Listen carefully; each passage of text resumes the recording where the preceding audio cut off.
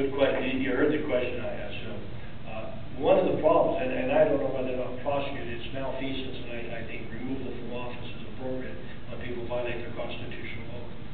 One of the worst mistakes I think we made personal opinion, that's what you're getting up here for a lot of this. When I cite you the Constitution, and that's our founders' opinion, our Constitution, but this is my opinion. And I believe it's well-founded in terms of when we talk about accountability. We don't elect judges. In Maricopa and Pima County, they ran an initiative. It only applies to Maricopa and Pima County. All the other 13 counties judges are elected. But in Maricopa and Pima County, they're appointed. And then they have what is a retention process. It's not a real election. You have nobody runs against them. And unless you all vote against them, they're back in. Remember Judge Marquardt?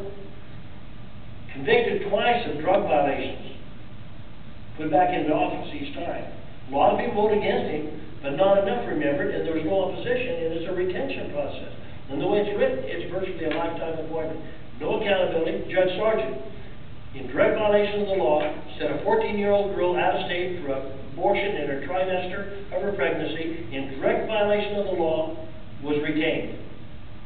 Folks, you have to get your own background accountability. Our founders never intended, they intended for every one of these folks to have accountability to you, the people.